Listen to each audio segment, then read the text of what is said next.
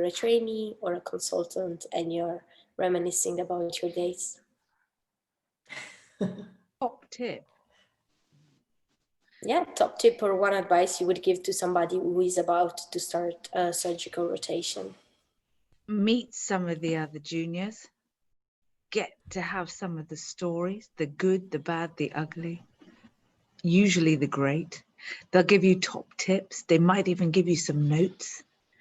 And they'll tell you lots of survival tips, because as people have said, we learn from our mistakes as well as our strengths. So probably the greatest thing is the community that we belong to. And certainly with shifts and things, we've seen that being a little bit more difficult to enact. But, you've got pals out there and you need to really work together. So it's really, really important that when you start a firm, it's a bit like when you go and buy a house. You're going to go and measure the curtains and the windows so that when you move in, you've got everything that fits. So do the same. Measure the curtains, get your style sorted before you go there and you'll fit just fine. Sounds good. Thank you so much, Ms. Sheikh. Anyone else would like to share any insights about this question? I think I want to say that I meet a lot of medical students who want to do surgery on the wards who sometimes seem a little bit disillusioned about the very quick ward rounds and being left behind and not feeling like they're learning. And I would say, as a medical student who is, you're about to start your surgical rotation, I would say change your expectations of what, you will get to do. So you may not always, if you're lucky, you may be allowed in the theatre and you may be allowed to do bits and bobs, but that may not be always the case. But in that case, I think it's important to learn whatever you can from the ward round. Just even things like I said before, instruments, learning 3 instruments a day, what they're called and what they're used for, is something that if you can build that kind of comfort around theatres, scrubbing in, scrubbing out, draping, things like that. Also, I think surgeons and surgical trainees are really busy and they forget that you're there a lot of the time. I know that sounds horrible, but they do forget that you're there and that you're a medical student and that you're there to learn. So asking questions, having lots of questions and asking if you can, do you think I would be able to do this? Or do you think I would be able to do that? Maybe doing one thing that pushes you out of your comfort zone and remembering to ask the question. The worst answer you're going to get is no, and at least you know that you've tried. And so have a personal curriculum for yourself. Today I'm going to try and do this. And I'm going to ask somebody, and that way you won't feel forgotten and you'll have a bit of a reason for doing things. So that's what I would say. Thank you. That actually sounds like a good plan and something we might start doing in our clinical years as well, which for some third years are coming up. Hopefully we will be able to go to the ward if COVID allows us. But thank you so much, Harlini. Anyone else would like to share their insights? I think because I found quite often the poor medical school students are coming trying to find someone. I should say this looks to me a little bit unfair, because they should have a person allocated to guide them before they are allocated to come to the wards and to come to theater slots and things like that. But if it's not the case, they should try to find a less busy person. And another opportunity to learn is the night. The night shift is amazing. In the night shift, you can find the proper teamwork, partnership, this environment in which we share things, even the food, jokes, and it's fascinating to me. It's fascinating. That's very true, actually. Something that's really I really encouraged my students to do is to do an on-call week with us and then the post-take, because you can see kind of the patients come in and get diagnosed and get operated on and then go home, and it's so rewarding. And we actually convinced a few students that they might want to do surgery just because they kind of saw that. The big thing is, surgeons, we come in early and we go home early, as opposed to like medics or other people. So just get there on time, and then you don't get left behind. I always say wear comfortable shoes and comfortable clothes because we move fast. I'd like to say, as simple as this actually sounds, have a bit of a read around the common surgical presentations that are in that specialty. Not expecting you to have an MRCS level as a medical student, but just have a little bit of a basic understanding of how the common things that, because common things are common, how the common kind of presentations present. And I think that when people can see that, oh, you're actually keen and yeah, you've tried to read around, one, you're actually going to be safer because you have an idea of anticipating what may happen next in a patient's kind of progression. Because pattern recognition is pretty much how we learn a lot of things in medicine and surgery. So one, you'll be safer, but two, people will therefore trust you.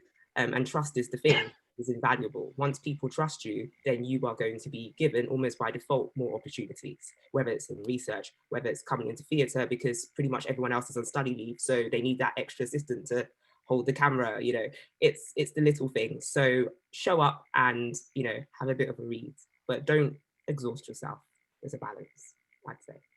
So I guess we can summarize all of that with have a read and be prepared, both from a theoretical point of view and from a dressing point of view. So wear comfortable clothes, comfortable shoes, and be ready to run around because surgery is quite active, and find some friends that you can share great stories with and be inspired.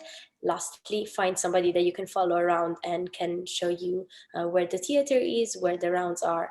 Sounds really good. Thank you so much, everyone, for contributing. Ines, do you want to go to the next question, please? Yeah. So the next question is, what are moments that stand out in your career that made you feel like you belong to surgery, or you found that this is exactly what you want to do? Anyone? I'll come in quickly there. It's basically just about every operation, particularly reducing fractures when it works. It's just lovely. So yeah, some operations you get more of that than others, but it just works and it's lovely. Thanks. For me, it's the getting to know patients and the privilege of being let in through this window that people don't really let people into. You have this amazing privilege. My work's largely oncological, and the bond you get with your patients, they become almost like a little bit of your family. During that journey, you want them to feel safe with you, and it's such a privilege to do that, to go to work every day, and it's not really a job, it's a privilege to be there. And then at the end of it all, to reach that point when at 5 years your patient is cured, and they look at you and you know that they're going to get on, and actually in between they get on with their lives, and you realize that at each stage your hand to hold, but actually the privilege is two ways, and it's a gift actually to be a surgeon. What we do is we use the skills we were born with to do good, and God, couldn't think of anything I want to do more. I really love it every day. That was beautiful. Does anyone else want to? I would just entirely agree with the previous comments. I'm also mainly a cancer surgeon, and I follow my patients. Most of my primary lung cancer patients up for 5 years, and I really enjoy that I don't see them all the time for 5 years, but my team do, and I enjoy that, building that relationship. And I completely agree with what's been said about the relationship with patients. That is the moment. Yes, sometimes I do a really good operation, but I hope I do a good operation most of the time. And it's bonding with the patient. I find clinic much more tiring than operating, and that's because I am giving so much of myself in clinic to those patients, to communicate with them, to find out what they want, what their needs are from this diagnosis, and those clinic moments really are the moments for me when I think I really love this job actually. Can I say something too? So I agree completely with everything that was said earlier. For me, it's actually the little things, and they're always from the patients that you have cared for. You go to work and you do your thing, You care for your patients, you do the surgeries, you look after them afterwards. And you go on to the next one because that's what you do and that's part of your work. But occasionally you'll get, you know, a lovely thank you card with a lovely message. And you then realize, and I think this has been echoed all throughout today, is that it is an absolute privilege. And you forget that you are there when your patient needs you most. You are there when they're at their most vulnerable. And they are so, so grateful for that. And those are the times when you think, well, when I think, you know what, this is just an amazing profession. We are an absolute, we're in an absolutely privileged position. It's an absolute honor to be able to look after these patients. And you forget how grateful they are. And it's only when you get reminded of these things, you know, and they're little things that, you know, like a box of chocolates, or somebody will be coming to the unit, to the clinic, knock on the door, say, I'm really sorry, but, you know, I just want to give you some, I don't know, celebrations. This is for you, and this is for the nurses, you know, please enjoy. Things like that, you know. So yeah, and you will get, you know, yes, you're, you know, a lot of your students, and the majority of your students, but you will get there. And it's those are the times when you will think, yes, I have done the right thing, and it's absolutely worth it. So when it's difficult, just, you know, continue and carry on, because it'll be absolutely worth it in the end.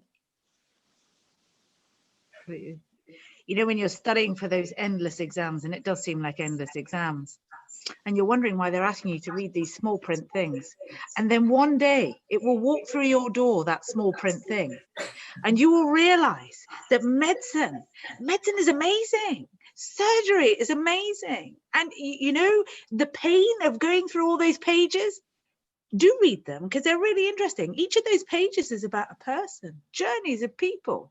And if you read those books and learn and revise for the exams like that, well, those exams become fun. They really do. It's okay. I've done about 400 million exams, that we all have. And you get to the end of it and you think, okay, it's okay. And in the end, you don't hate them as much. I don't know when that happens, but it does. Trust me. You don't hate them forever. And you get through them. You do. We're all still smiling. This is really important. So I wasn't supposed to go into surgery. I was supposed to go into pediatrics and go into PICU. And then I did a life-changing, career-changing job in F1 in vascular surgery. And I remember being scrubbed into a AAA repair. And the patient actually, their heart stopped beating right when they anesthetized them before they even started the surgery. My registrar jumps on the chest, starts doing compressions. They bring them around and they're like, okay, let's start. And then at one point, you know, they're doing the dissection down to the aorta, and my consultant grabs my hand and puts it on the aorta, and it's thumping away, and he's like, put the clamp on. And yeah, it was kind of that. So there's nothing like it. And I think working in that kind of environment is what made me do it. It'd be like, this is what I want to do for my life. We should have closed with this question. Sorry, just no. I do brain surgery, so one thing that really overwhelmed me is because trauma is life-saving always, and is always rewarding, and is always really good going home after a good trauma case. But one of the things that really overwhelmed me is how people can trust on us, can put their lives in our hands and agree for that. It just goes beyond of my mind. And it gives me really a sense of responsibility that I can't just describe. And the second thing is on those long trauma shifts, I found myself that the best moment of the whole night was my time operating. That was like being in the heaven. So yes, we really love this. I mean, we are like fishes in water, I think. That was beautiful. Does anyone else want to join?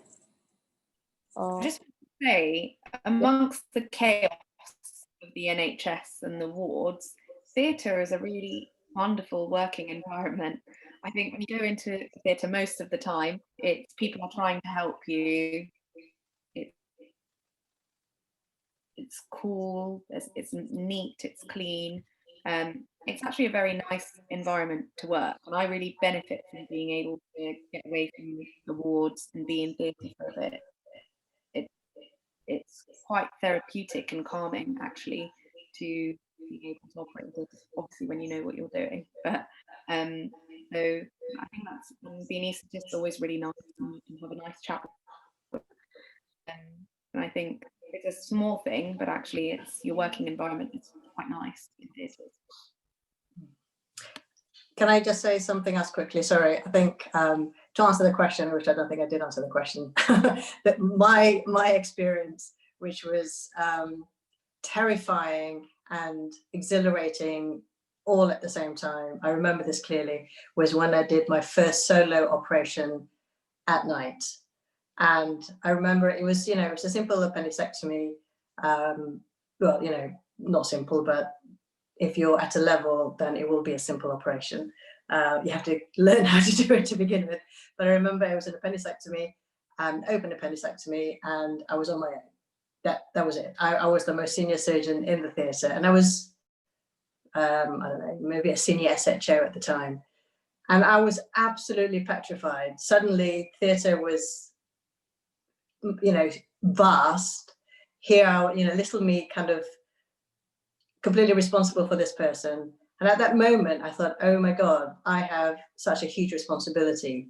It's all on me. Of course, if I get into trouble, I can always pick up the phone and call for help. That wasn't the issue. The issue was, for me, it was a realization that this is who I am.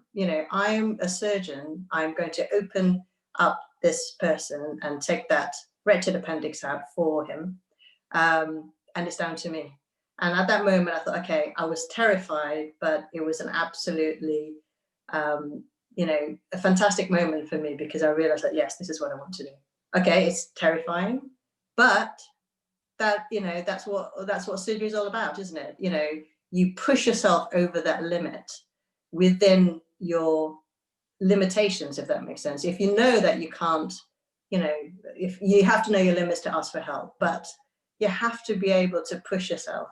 So that was, for me, the moment when I thought, yeah, okay, I can do this.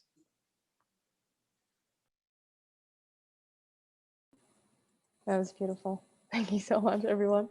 It's always so interesting to listen to it when we're still in medical school, because all of you are from different specialties or on different levels of your training. And it's so interesting to see that the advice is always the same. The advice keeps growing, and you get more used to giving advice to us as well. And I'm sure that Anna is really emotional, just as I am right now. After all this day of talking to you, being able to ask these questions and get this experience from you as well, it's amazing. It's really rewarding. But anyway, next question. Anna, do you like to ask the next one? Yeah, and to answer to Ines, I do think it's really rewarding. And I think, like, whenever somebody asks me what I want to do, I say I want to do surgery. But in this moment, I'm like, when do I get started? Like, I just want to do it now because I'm so inspired. But so thank you, guys. But yes, the next question is, how do we engage those who need to learn about the issues we've talked about today, and maybe the perpetrators of them? For example, discriminations, bias, inequality. These are the people in positions of influence who are often in denial about these issues and their existence because they have no experience of it and silence the voice of minorities. Those can be women, LGBTQ+ people, people of color, and so on. So what do you think we can do to engage them?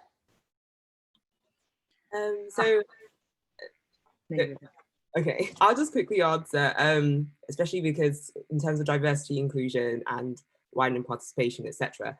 This is stuff I love to talk about. I think, as cliche as this will sound, times are changing, things are changing. We've seen, without even having to mention what happened in the world this year, people are recognizing that, okay, things are not quite right. And, amongst groups, whether it's race, whether it's gender, whether it's LGBTQ+, with everything that happened in America, it allowed people to actually think about a variety of regions and aspects as to how people are not equal. And that recognizing that a group of people aren't afforded the same, opportunities isn't necessarily ostracizing another group. So I think the world is changing. And as a result of the world changing, it means that a lot of the, people in positions of power are being forced to change. And regardless of whether it's genuine, whether it's disingenuous, the structure is changing. And that's the key thing. If the structure changes, the culture changes. And when that happens, people are forced to sit up and think about things. So I'd say that be positive, because we're doing all the work that we can to make sure that future generations have a better experience. That's what I'd say. Oh, that's absolutely right, Sonia. There's a sense of impending fear, because there are the stories out there and there are people still suffering.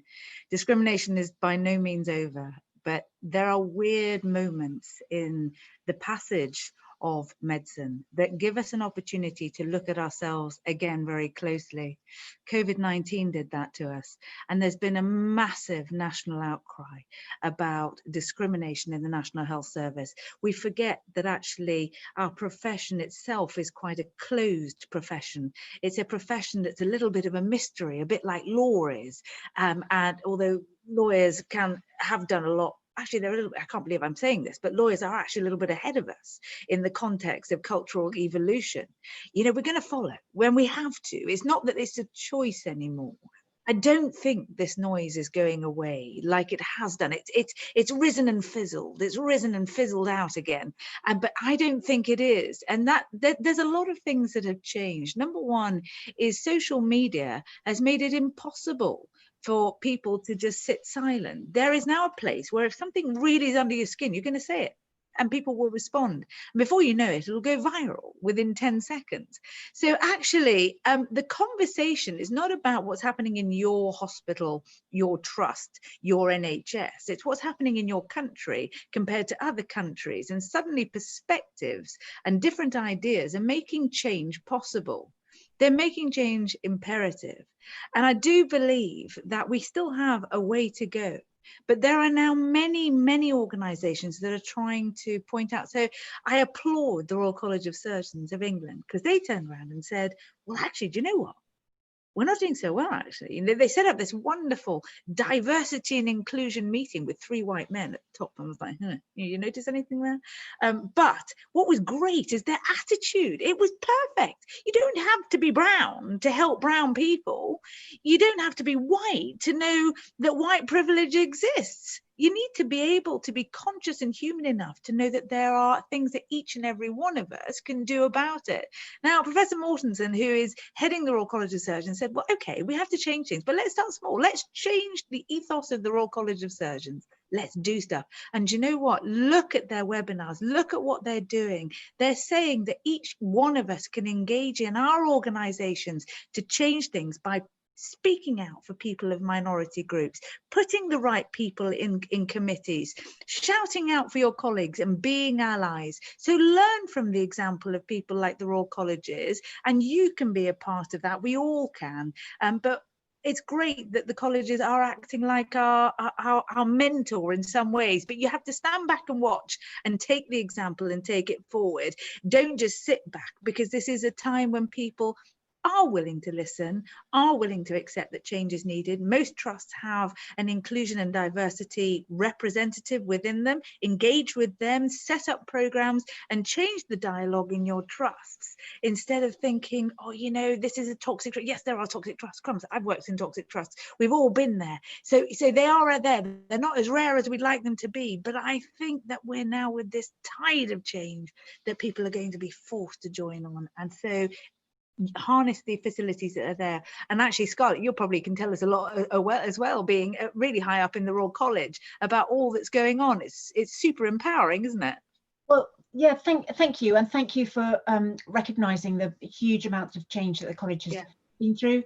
I just want to put my hand up and say, me not getting elected president or vice president has finally allowed the college to have a diversity review, because they saw the older white men taking up the 4 senior positions. So I've done something for the college by not getting elected, just saying. But no, there is a huge amount of work going on, but it comes down to institutions, and on this I do recommend that, avoiding unconscious bias.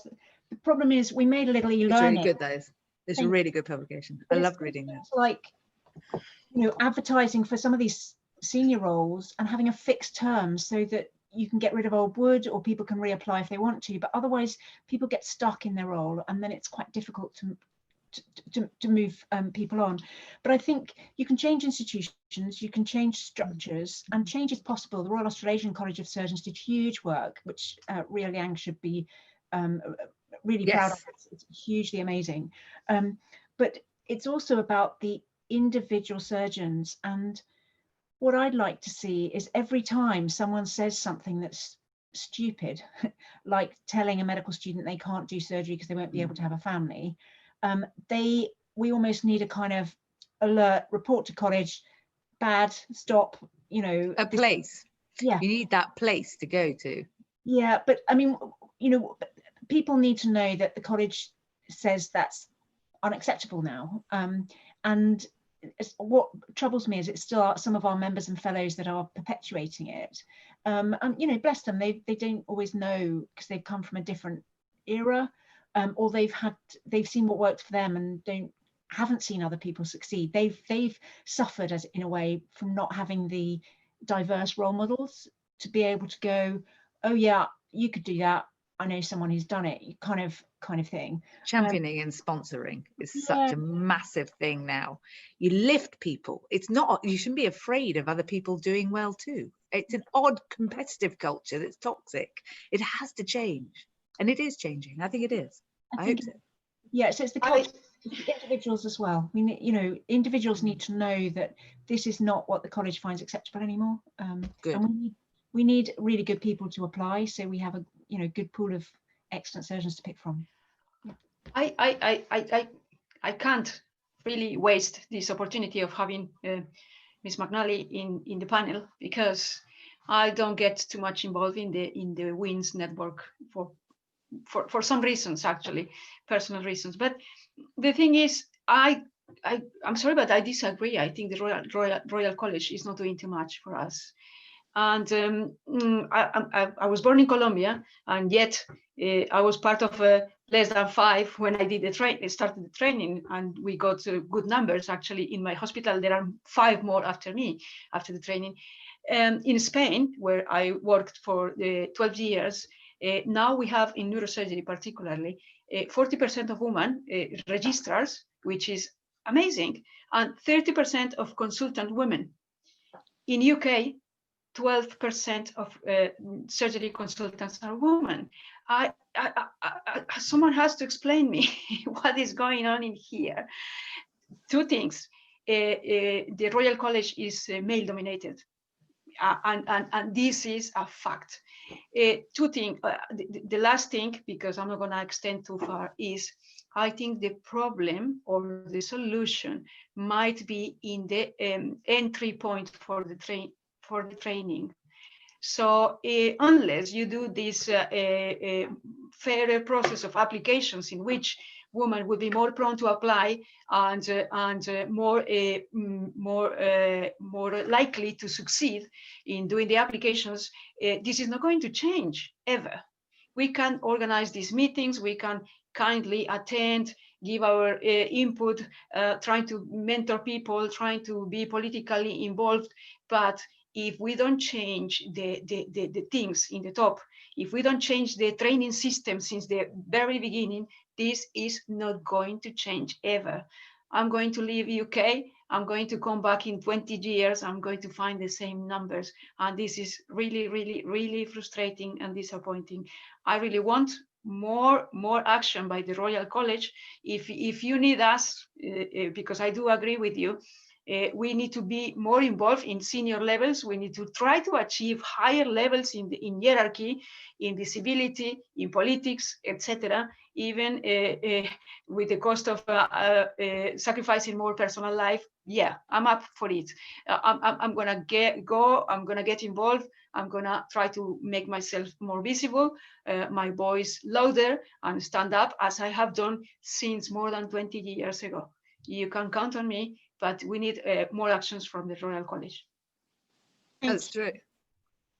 Can I just counter that a little bit? Because I did some research showing that the women who do apply are statistically significantly more likely to be appointed because it's only the best that apply. So the difficult bit is making the training acceptable to potential surgeons, which is why it's so lovely to have these amazing conferences and things, because some people are put off at a very early stage or don't realize it's for them. So it needs to work on several levels. The college obviously isn't entirely in charge of training. There are issues with the deaneries and local education and training boards. There's issues with the trust, with each trust. So we need to get training better. We do need to get training better. Surgery, because it's the longest training, that has the most impact on people for the most number of years. And there's issues to do with commuting to training posts, but it's also the support. Elizabeth earlier was talking about having physician associates do some of the ward work so that when the people are in training, they're getting high quality training.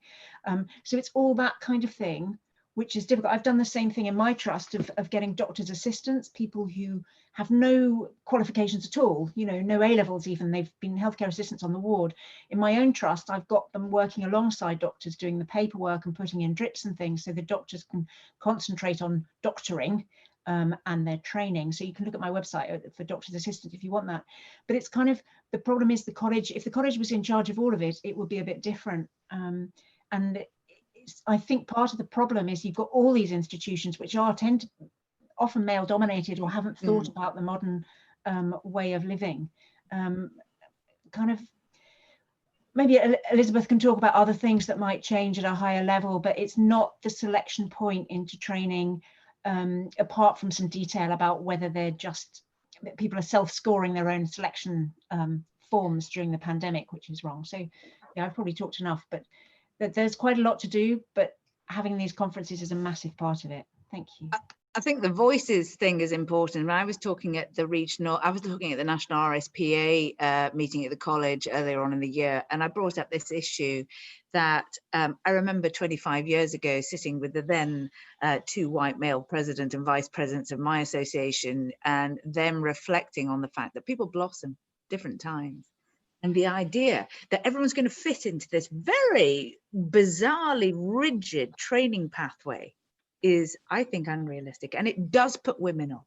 This idea that women are going to fit in and men who might have career breaks are going to fit into this very rigid role. And if you happen to fall out, there's no way back in, is a crazy way to miss so much talent and potential that just has life going on alongside it. We all have different lives, and just because you're a surgeon doesn't mean you're a robot. And I think it's something that we're all trying really, really hard to push for, is more flexibility in the pathways of training to allow for people to blossom at different points. It's okay to take a break, and it's okay to peak later. Why are fellowships only done just before you become a consultant? Why can't you go off and do a fellowship, a sabbatical in the truest form, at 7 years into a consultant job when you've got it and you've bedded in? Well, you can't really, unless you take a whacking pay cut. So no woman's going to go and do that when they're raising, the whole thing is just really, I think, short-sighted. And just because it's always been like that doesn't mean that it always has to be like that. And I think I suppose we are institutionalized creatures. Our profession makes us so. And the fear of saying, well, can't we do it differently, makes us fearful that we're going to be ostracized for being too explicit. But I think this is a time to just be a bit gutsy and make some suggestions, because I think there are people listening now. And you're right, it isn't just about the Royal Colleges, it's about the RSPAs, it's about the regional training deaneries, it's about the people who are funding training. And it is about the trusts seeing that actually time out doesn't mean money lost, because new skills can be brought into the trust to make processes more efficient. Efficiency savings doesn't mean about working people to the end of their death. Crumbs, we're surgeons for a long time. We're humans too, and we know that the health of surgeons is as important as their skills. So be kind to us. And I think that the processes are just inhuman. 30 odd years at the scalpel blade, we're all going to burn out. So why not let us develop ourselves more? Be nice to us. It's okay. but that's my view anyway. Just think that. So I think I'm going to actually be super unpopular soon on the flexibility point of view, because I want to go less than full time. And I want to go less than full time for a very non-traditional reason. I don't have children. My boyfriend has children, but I don't, I'm not in the childcare. I want to go part-time to write fiction. And I can see that being incredibly unpopular. But I've got to the stage in my training where I know that I will have a long career. And I think, the nice thing about being in a very understaffed department is nobody really wants to upset me. So it's a very strange position actually to be able to say, you know what, I don't want to do the shift, and I don't like it when you only use man to talk about a surgeon operating, and I want to go part-time. But there's a lot of pushback, and I'm still relatively junior, and I think it's really important actually that I say that, and I know that I will be super unpopular, and I know I might take issues further on in my career, but that's how I want my career to be. Fee, I look forward to your first published novel, and you should go for it. So yeah, well done. You can do whatever you want to do and just stand your ground really. Just my quick input about, I think this is really important, and it'll take 2 minutes. If anybody is receives sexism, any racist comments, homophobic comments, anything like that from a person in power, you must, even despite the fact that it's from a person of power, you have to tell somebody. Okay, you cannot let it go. You cannot say, oh, who am I? I'm just a medical student, nobody's going to listen to me. That is not true. You must go to somebody, anybody, somebody that you can speak to, you can talk to, a more senior person, wherever it is that you are, and that can then be taken forward. But please do not stay silent. Okay, do not stay silent. Yes, we are a long way to go. The world is changing. I've just heard that America has a new president. So yeah, things are moving, but we are a long way away, and you mustn't stay in silence. There are Speak Up Guardians in trusts. You can go there. They are neutral. They are independent. They are places to go. They are the safe place to go. So there are people, and you should always find out if you feel very threatened, you feel that you don't want to speak to your seniors, or maybe it is your senior that's causing the problem, then you need to have a place where you can go and speak in confidence, but don't suffer alone. We know too many people do. There are societies out there. I set up one. There's lots of them. There's Wentz, there's Barn, there's loads. There's Swims, there's Wentz, there's lots of women in the Women in Surgery group. There are lots of places which are safe places for you to talk to people and feel safe to come out and speak out. But within your trust, there's a Speak Up Guardian. Do use them, and don't suffer in silence. But I need to ask, I really want to see one of those successful claims. Yes, the laws are a little bit fuzzy. Because there is no point of complaining, and not being able to or capable to present any successful real investigation or anyone to pay for this. I haven't seen any, zero. Regardless that all the surveys of the NHS are reporting abuse, the harassment, bullying, and so on, you cannot name people, unfortunately. So unless we go one step further than complaining, I think we still own too much for this young generation. The good thing is because probably the things I have suffered, my daughter, she is not going to tolerate that, because they are being taught and trained in a different way, and they really know how to stand up against these things. So we are changing slowly as a society, but I really want to see someone paying for this pain. Just wanted to add to that that's exactly how I feel. So I always share my experiences. I've had many comments in F1, F2, oh, you're too nice to be a surgeon, all the classic stereotypes. You won't ever have children, you won't have a family. And every time I share exactly what's been said to me, and I find a whole world of people out there who have had the same experience as me. And even if it just encourages them to speak up about it, then you've got a whole horde of women that it's all happened to and are all sharing their stories. And it's then educating everybody, actually, that's not okay.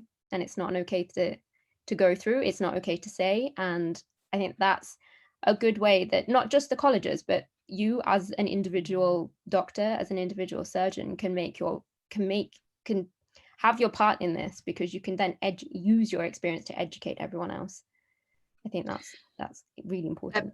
One comment made by Ria, who obviously can't be here because she's asleep, is that when data was being collected by the Royal College in Australia, what was really extraordinary is that the minority groups were almost even unwilling to put their own race down. It's almost like they didn't want to get noticed. And the weirdest thing is that by withholding that information, it made it even more difficult to represent them and talk about the size of a problem. We've now got the WRES that's collecting data in the UK, and that data is being published as fast as it's coming out, and it's showing some quite staggering discrepancies, should we say. And as I said, there is a platform for change. Please don't feel disheartened that things aren't happening. They are happening, but yes, Magda's right, it's not happening fast enough. And you know, there are many of us that face discrimination in our careers, but we still think we've got the greatest career on earth. But actually the environment in which we work actually could be better. You know, Peter Brennan's talked over and over again about the damaging effects of distraction. Now, distraction isn't somebody nudging you. It could be something nudging in your head, the thought, the pain, the stress of what you have to go through from a day-to-day basis. It puts you on a different platform. And so I feel quite strongly that we do need to collect data. Data will empower change. Information doesn't it? We need some good, high-quality publications to go out there. And they won't be easy publications to read any more than any of these amazing forums like this conference, like lots of other speaking up forums that I've sat on with campaign groups across the country. We've listened to heart-wrenching stories of discrimination. It just isn't on. No one should carry that burden on their chest. Trying to do a high-level, high-risk job is not on, because at the end of all of that are the patients. And if we are distracted, we carry a risk of error. And if that is the only thing that we're fighting for, is that our patients are safe, well then damn it, we need to fight. And it's not a one-day fight. Okay, we're all impatient. We want everything to happen in one day. It isn't going to happen. Culture doesn't change in one day. But I think that the language of change is right. We're talking about the right things. Intersectionality. We're talking about cultural differences. We're talking about differences in language. We're talking about self-management. You start by tackling all of these problems when you start with yourself and look outwards. And that's probably the hardest thing you can do. But if everybody looks at their intrinsic biases, they will be blown away. I did that, the Harvard one. I thought, there's no way I'm going to be racist. There's no way I'm going to be biased. There's no way I'm going to be that. You know, I'm a mixture of a billion things. Yeah, I have biases. I didn't know that. I didn't realize it, but I'm aware of it now. And I'm thinking about it. Why aren't all the teams that we work with thinking the same way? There are tools out there for us to take to our teams and work towards that. But I do believe that it's not just about organizations, it's about individuals changing. Otherwise, we will not change culture. I don't believe that. And yeah, our leaders do help as well. So the language of what leads our country affects us too, and that hasn't helped. So there are lots of contributors to where we are now. I agree. I think it's really important we all join in with this and we all highlight it, which is what we're doing. I know when I was a junior surgeon, they had never had a female cardiothoracic SHO in the department ever. and they were quite shocked when I arrived. And I don't know if any of you have ever watched Blackadder, but in Blackadder there is a woman in there called Bob who pretends she is a man so that she can go out there and earn money. And on the printed rota, I was Bob, rather than my actual name, because they'd never had a woman before. And I think when I was younger, I thought, if I don't mention that I'm a woman, then maybe it'll be okay because nobody will notice. And I look back on that now and think how crazy that was, because I didn't need to hide the fact I was a woman and people were going to notice. But I still struggle with that because I'm from that generation. So at our team brief, at the WHO checklist, we would say, are there any issues affecting the list today? And my husband, who is, as I said earlier, is a surgeon, would say, well, actually, I have to leave today on time because I am collecting my children. And he would wear that as a badge of honor of, I am a man doing childcare. But I find it really difficult to say that. And I would probably want to internalize that, because I would think this looks like I'm not coping, and I have to persuade myself, no, Elizabeth, it's okay for you to say that as well.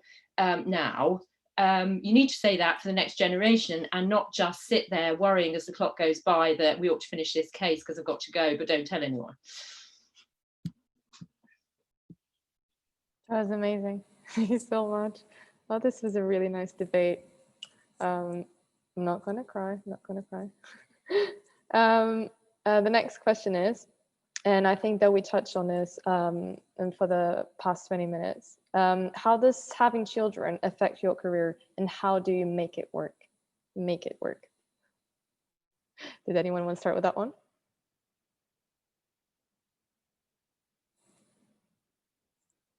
So I don't have children yet, but I am planning on having children and I am planning on having a family, and I still want to be able to balance everything. So I can't really contribute too much to it yet, other than to tell people that is still my plan. It's not changed because I want to be a surgeon at all. And I'm still going to be able to cope, still going to be able to manage things, because it should be the norm now. I don't know what is the excitation of this topic, because the nurses who are working night shifts, the firefighters, the policewomen, and so on, they have children. So why we can't do the same? I mean, what is the problem? For me, it was easy peasy also, although I became a single mom when I was still pregnant. I succeed. It was my happiest time in life. I mean, and anything compared with a trauma shift is, I mean, it was my baby. She was there. I was waking up, feeding her, making her comfortable, enjoyable, beautiful. Nothing else I can say. That's good to hear, and you're right, it shouldn't be different from other jobs. And I think some people are stuck in the old-fashioned way that you had to be there all the time and heroically as I say, I used to operate all night before the CPOD report in 1999 suggesting it was less safe for patients to operate all night. So now it's life-threatening and limb-threatening only. But it used to be you get called in to do something and all that stuff. And now you really don't. And you need, most of it's during the day. It's kind of very the cases you do at night are the set pieces, you know, like compartment syndrome or bleeding or something that you know what you're doing.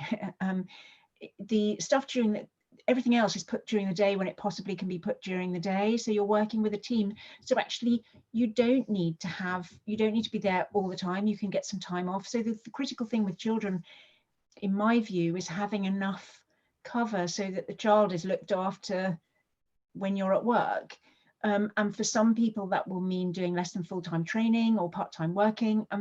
I would like more men to take it up, and then people might see it as a brilliant option, because actually it gives people a balance. And for some people they have a nanny or whatever, and there are other little things about, you know, try not to live too far from your work so you don't spend too long traveling. Work out where the schools might be. There's just little things you might want to do to to make the practicalities easier, really to buy you time. And someone talked earlier about having a cleaner and, you know, other things, work out how much money you need to spend, and that kind of thing.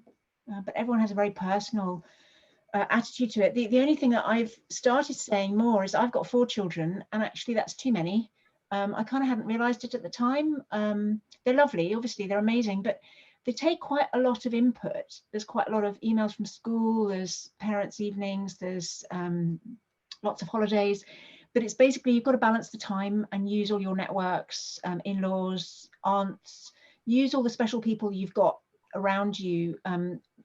Because if they've got a relationship with a kid, then it's so much easier if the kid's having problems as a teenager, and often they often do. Lots of kids aren't as driven and stuff as we are. So yeah, but it should be the same as another job now, is what I was trying to say in a long-winded way. Thank you. I'd say my greatest regret in life as a surgeon is that I didn't have children. And I would say to every woman that has an instinct to be a mother, your career is important, but it isn't everything. Find time in your lives to have something that isn't a luxury, which is what these amazing women like Scarlett, like Magda, are talking about, the gift of being a mother. I have great chickens and they're lovely, but they're not children. I love them like children, but I wish that I had had children. And there's an abnormally high percentage of women in my specialty of my generation that never believed that there was the right time to go and have children. We were worried that we wanted to keep the same pace as our big boy colleagues. You know, I was the only female registrar in my region. You know, there was this macho testosterone, you know, and you did sort of become a bit like that. And somewhere you stopped being a woman. And actually, it's a gift being a woman. Don't miss that moment. It is my regret, and I don't have many regrets, but that is a regret I have. And I would implore all of you to find time for that, because you can do that and be a great surgeon, as Scarlett, as Magda's proven, as Helen has proven. These are things that you have a right to do in your life. Do them if that is what it is for you. Make sure you don't miss out, because I regret it, really do.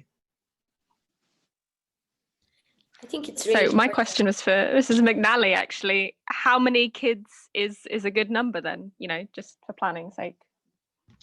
I don't know, as I say, everyone's different. I just but I've been really interested by just having one left now, who's doing A-levels at the moment, and it's just lovely having special time with her. She's quite demanding, I'm going to say, but I hadn't kind of realized, I sort of assumed that when you had kids, you had lots of them, and, you know, and they do play with each other and it's all very nice, but it is, I always felt I was always a bit late, always a bit tired. I'd never quite done what I was supposed to do. You know, Hugo didn't always have his swimming trunks on the right day. You know, it was all that kind of, it was like a ward round where you've forgotten the outliers, and it's kind of, it just felt like a little bit like that. And that's with my husband being a nurse who dropped his hours to bring up the kids. In a way that was better, because it was a kind of business arrangement almost. He, you know, he'd say, I'm going shopping, what do you want? It wasn't, you know, it wasn't like personal. You can kind of almost, it's a bit like my mother's now got a housekeeper, she's got dementia, and I can say to Danny, oh, you know, please could you put the clean washing in here and here so I know it's clean, and he'll do it. Whereas sometimes when you're dealing with another woman, it's a bit more difficult to have a kind of business arrangement. You always feel like you're, you know, it's a bit embarrassing asking them, as if you're telling them they aren't doing a good job, if you see what I mean. I'm straying off topic now, but yeah, so I don't know what's the right number, but in terms of the planet, having 4 children is really bad for the planet, because it's using up loads of resources and all that stuff. But you know, I know I've got friends now who've only got 1 kid, and they're doing, you know, they have lovely relationships with them, and they've got that experience of being a mother, and, you know, 2 would be good, 3's good. And as I said almost as a joke, 4's too many. My kids are amazing, absolutely amazing, and one's just started at medical school, so I'm very excited. So, but yeah, that was probably enough. Thank you.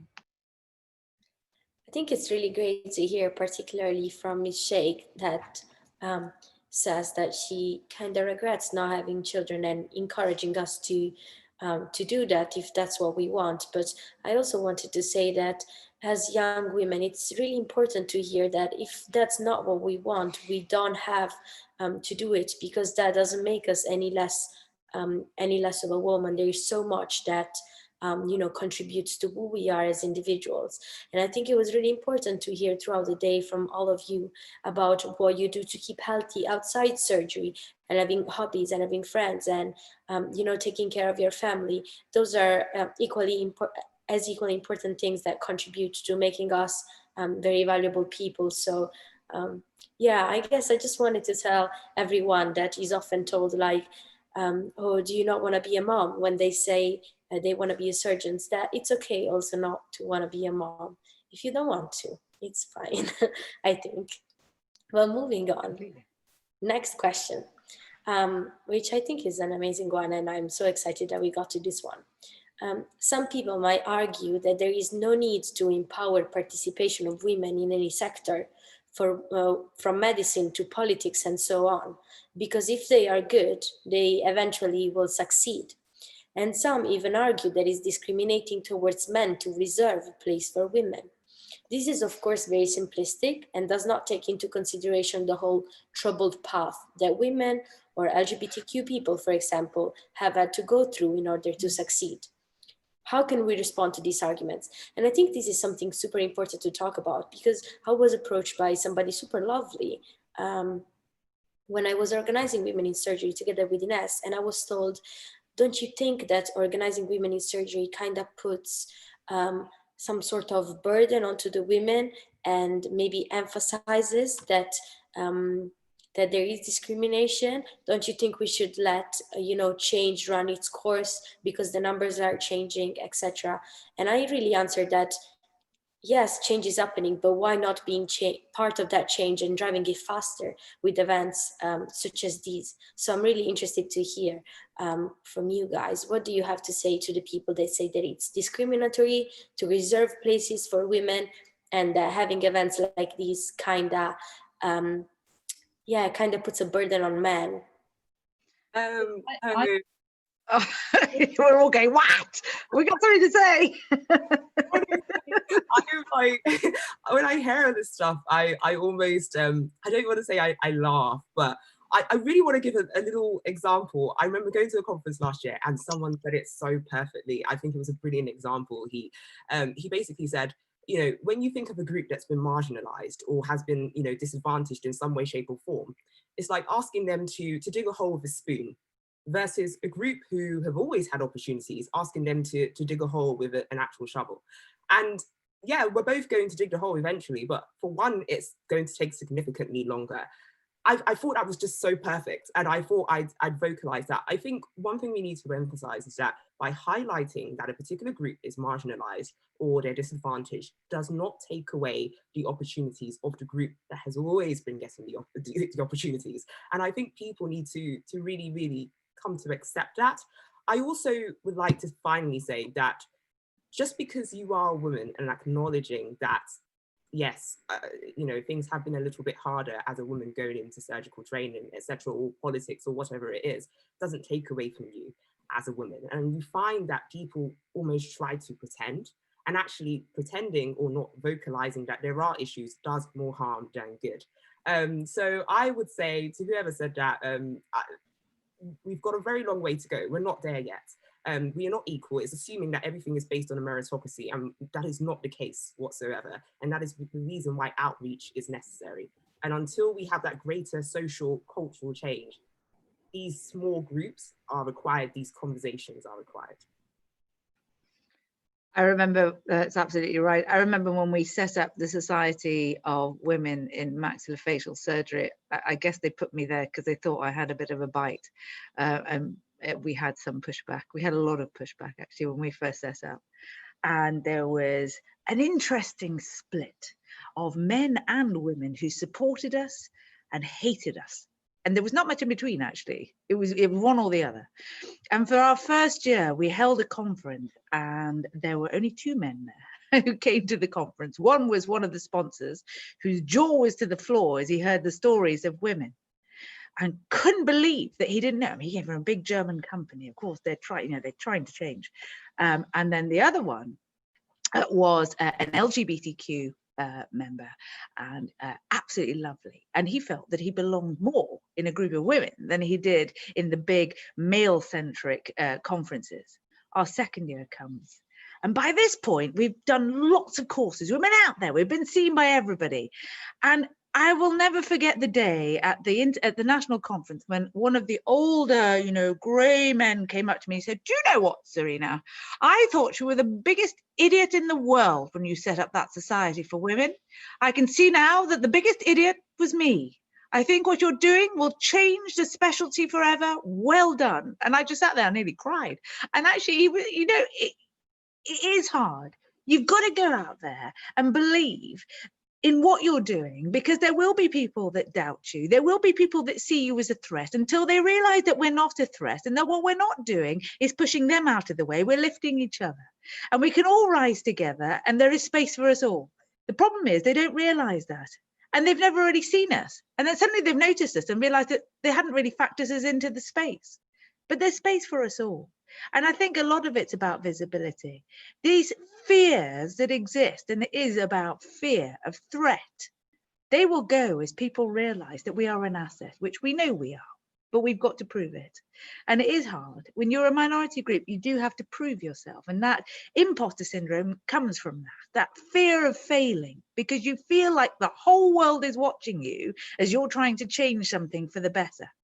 And yeah, those of us that are moving and shaking now, we haven't got it easy, but I don't mind.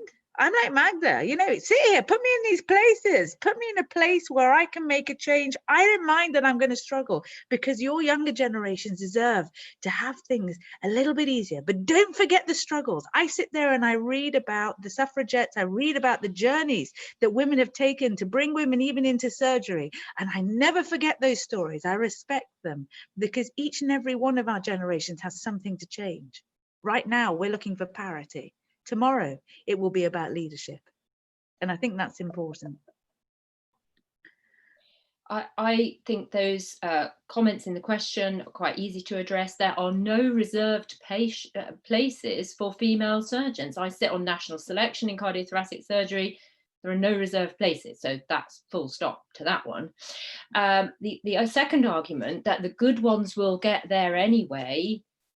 Well, yes, that is true, but we are about equality here for everyone. And as Scarlett said about in her earlier talk about the publication that she regretted, showing that when women apply, they're more likely to be appointed. That means we're not there yet. When I sit on national selection, I had one of the lay members with me, and I said to her, as the years go by, I find it quite reassuring that not only do we now have 50-50 female-male applicants at ST1, but also I'm starting to see women applying who are not utterly brilliant. They're good, bad, and average, and some of them get appointed and some don't. She said to me, I'm really shocked you would say that. Surely you want all the women to be really good. And I said, no, absolutely not. Because if I'm only seeing really, really excellent female candidates, then there is a problem. There is a barrier. And I think there are still barriers. And that's why it's really important that we do run conferences like this. And then finally, we owe it to the general public to appoint the best candidates. And if we are missing a group of candidates because they're in a minority, then we're doing a disservice to the public by not appointing the very best candidates what we can that lie in any minority group as well. I think that the question can be answered just by this conference. This conference has been, honestly, I applaud you, Ines, and Anna, and everybody else in the team. It has been an amazing day. Over nearly 800 participants from all over the world have hopefully had a fantastic, enjoyable, valuable day, listening to us talk about an array of topics. And it's just so empowering that all of us can support each other, lift each other up and help each other. You know, we are all here to support you, to answer any questions, to network with you. That is why we are here. And, you know, as Sonia said, you can't be what you can't see. And that is the reason why we are here, to make ourselves visible, to let you know that, you know, I look like a surgeon. You know, all of these women are surgeons and we all look like surgeons. I mean, the typical white male surgeon is no longer applicable anymore. You know, this is the 21st century. We've got the first, you know, what, African-American elect vice president. I mean, it's just amazing, right? We are here to stay and our voices need to be heard, and we have to be part of the workforce. You can't have, you know, less than 20% women as consultant surgeons in the UK. I mean, that's just an absolute travesty. And our voices need to be heard within how we care for patients, how we construct the services. You know, if it's just going to be all men, they're not going to have a clue, unfortunately. Do you know what I mean? They're not going to have a clue. About one of my first interviews as an SHO, so this is about 20 years ago, a long time ago, and I went in, it's a London teaching hospital, and I had the interview, and it was for, you know, for a rotation, and I didn't get the post. So I left the room, and one of the consultants who was on the panel came out afterwards, and he said, "Tash, I'm really sorry you didn't get the job. Would you like to work for me?" And I thought, oh yeah, great, thank you so much. And he said, unfortunately, one panel member who was in there said that I do not want to have her because she's a woman. Now, you know, that just completely blew my mind. How is that even possible? Yet it happens. And this needs to change, okay? So honestly, this has been such an amazing day. It's been a long day for everybody, but I hope it's been valuable to everybody. We are here, you know, you can be a surgeon. If you want kids, that should not be a deal breaker. Don't say, oh, you know, I want kids, so I can't be a surgeon. Not true. You can have kids and be a surgeon. And you can be a surgeon and not have kids as a woman. And that's okay. You know, we can do whatever we want now. Don't let anything stop you from going for what you want. So yeah, that's my rant over. Just one little thing, and yeah, I'm gonna take too long. I think Tasha was touched the point. I think I'm just too tired to wait for someone to do something, because this conference is addressed to people, to the young generation. Even if I'm not a part of the panel in an interview, or I cannot offer any job, I can offer advice to how to build the curriculum to present a good application for the entry to surgical specialties. And I think if we have to start from the very beginning, this is me. I am also up for the job, because they said, well, we have to appoint the best candidate. Well, who said that is a man? Why it has to be a man? Women, clearly, we are receiving less opportunities to do studies, audits, to participate in research, to be speakers in congresses and so on. We are not giving you the opportunities that you really deserve to build up this kind of portfolio and present yourselves as a good candidate. But I have no doubt we are the best of the best. And also for the men who are watching, and for the new generation, we are far more generous than men. And this is a guarantee that we are not going to steal anything that is not belonging to us.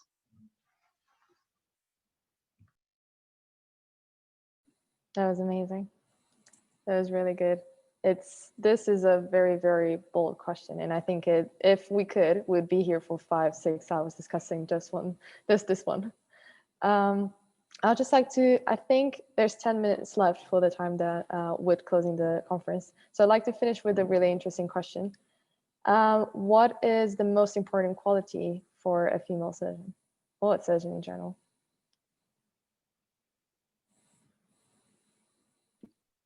I'm going to start and say resilience. I think resilience for me is a thing that in my short time I've learned is a very important quality to have. And maybe that is, sometimes I speak to surgeons who have decided that they, can't continue, or they found it too tough and they want to, and there were some statistics that we saw from Ms. Sheikh and Ms. Lan at the beginning. And often that seems to be, they've just found it too much and they can't do it anymore. So there have been moments where I felt like that, even though I'm so early on. But I think resilience and developing, even if you can develop your resilience, and I think that's really important. Yeah. Oh, interesting question. I would say creativity, because life is not a straight line. And when it throws you a curveball, some of your darkest periods can be your greatest opportunity. Be creative, be brave, because there's lots out there, and the surgical profession offers you lots. And you are creative because you're surgeons. It's innate.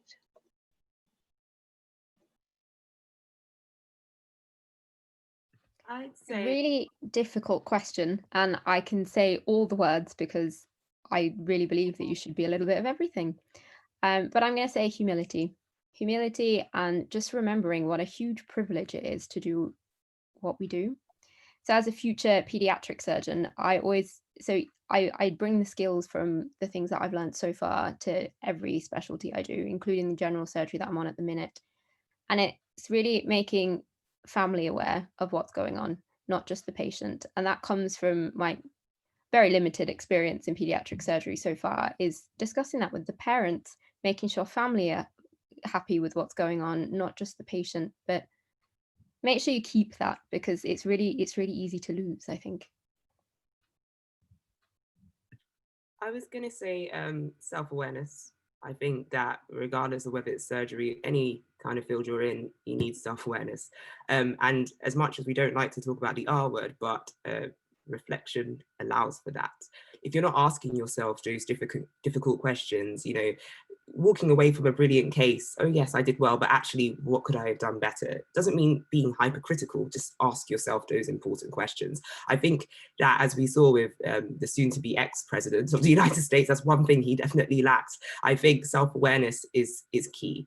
And I feel that if you aren't pushing yourself mentally every day by asking yourself those questions, how can you really develop? And I think, unfortunately, people do go through life not really developing that, because it is acquired. You're not born with it. It's not a personality trait. It's something you have to work on, but you have to actively work on it. So yeah, self-awareness. I'm going to say generosity, because we work long hours for free, and that is the reality. I think all of these have been amazing, and luckily we still have 6 minutes to ask a question that is really dear to my heart. If you guys could give a piece of advice to the yourself you were during medical school, what would that advice be?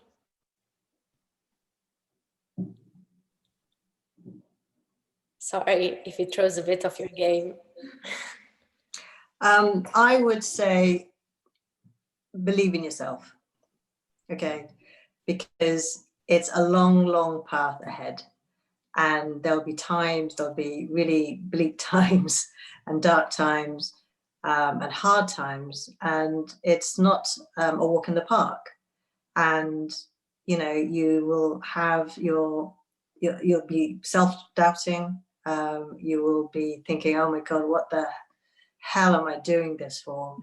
All of those thoughts will pass through your mind, because I'm sure it's passed through my mind, it's probably passed through all of our minds, because it is such a long way, it's such a long path ahead.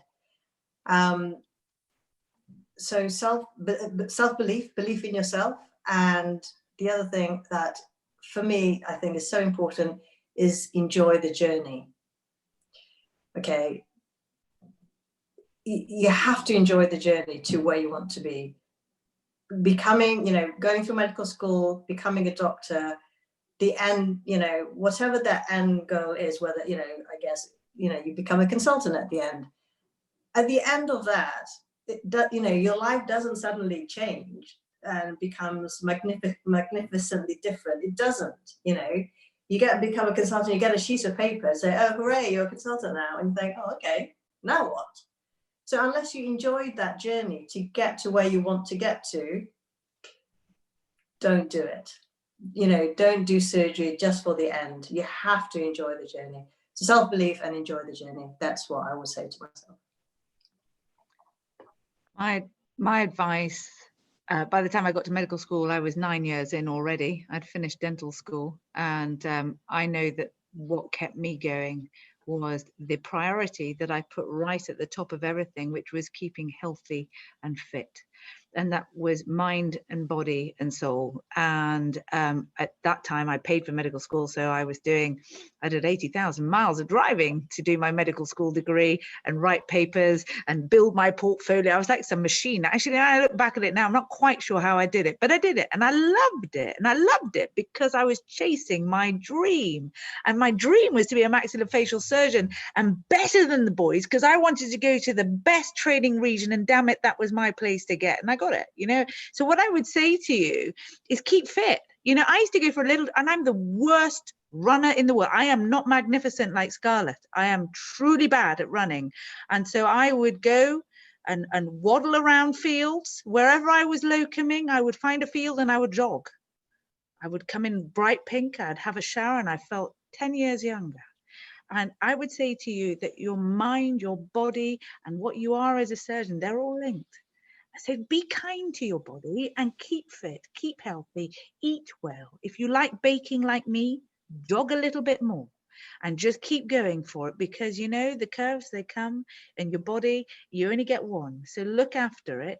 My advice to all medical students is be fit of body to be fit of mind. It's a great journey, but it's not short. It's a long journey. And absolutely important, as Tasha says, you know, you do need to realize that the minute you become a consultant, there's a big massive journey ahead. The biggest one is actually ahead once you get the piece of paper that says you're a consultant, and then you go, oh, so don't be tired at that point, be energized, because that's just the beginning.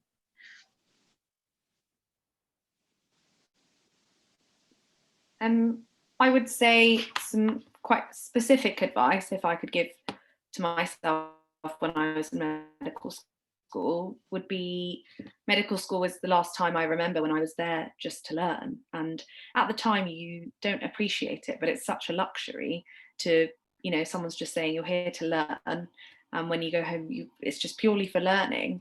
So I would say in this very long journey you are going to be doing learning is going to be sort of the backbone of what you do. So perfect your ability to learn, put time into it, reflect, be self-aware, push yourself every day, but perfect your ability to learn, so that you have a good foundation going forward and you're very comfortable with the idea of learning and stretching yourself when you go into a training program and you have to balance lots more things. So that would be the advice I would give my young self. I would tell. Oh, go on, Fee. You go first. Okay, thanks. I would tell young Fee to have more fun, worry less, and ignore 90% of other people. Completely agree. So I would say pace yourself.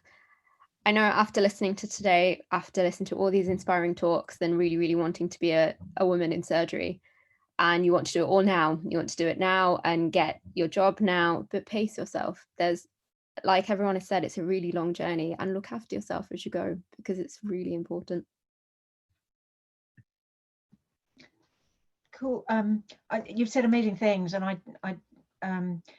don't really know what I'd have said to my younger self. I think at the time what I was trying to do is work out what the actual hurdles were, work out what was actually going to be in the exam, when one had to make applications for things, and what the application would look like, so that I was very targeted and focused, and I wasn't distracted by people who were trying to almost steal my spare time off me. So it's kind of be focused and use your time well. But everyone else has said things much better about fun life. You only get one life. It's, you know, it's just lucky we've got such an amazing job at the end of it. Thanks.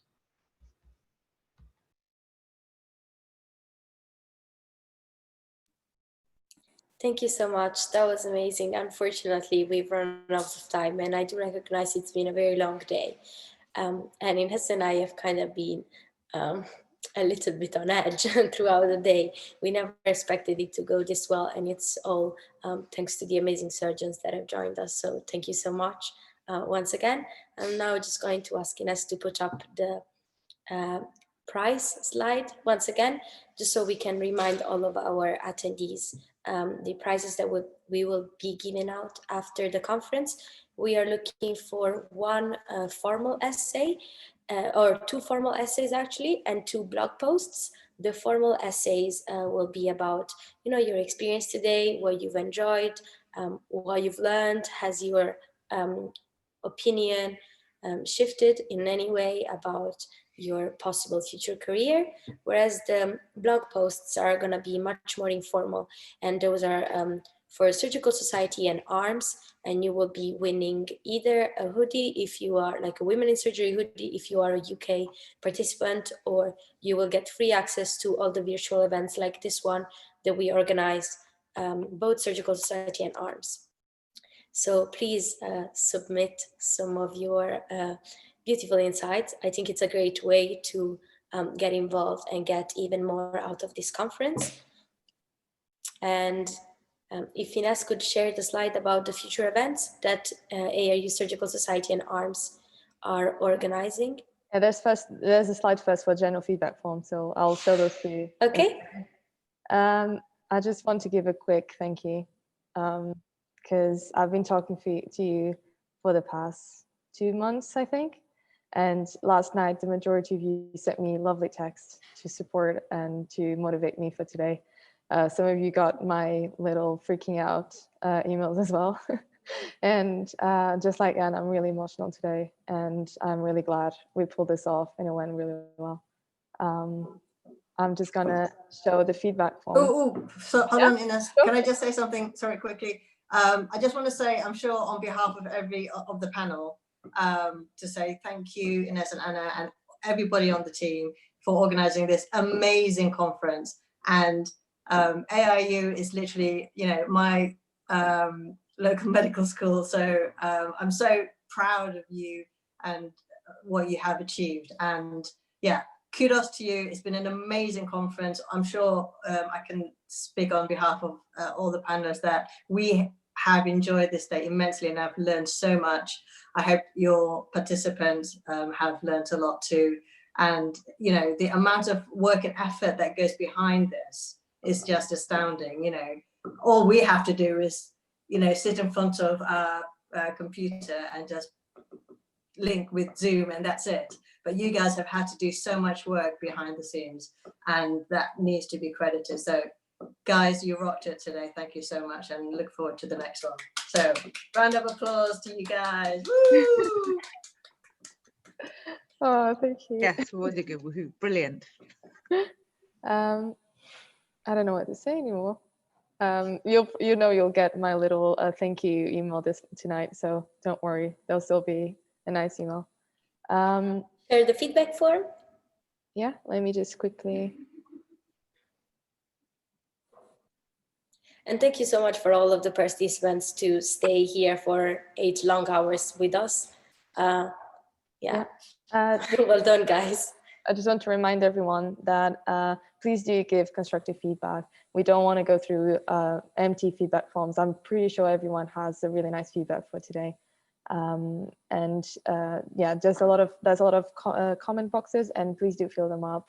We'll be really happy to go and read through them. I'm going to leave this slide for a bit, and then we'll move into talking about the prizes in our future events and give a final thank you to everyone. So I'll just leave this on for a bit so everyone can scan or use the link in the chat. And please, guys, remember to spell your name and email correctly. We aren't able to amend certificates after they have been emailed to you by the end of the trimester. So don't freak out if you don't find it in your email box tomorrow morning. We will take a while to go through 800 certificates. Please be understanding. Thank you.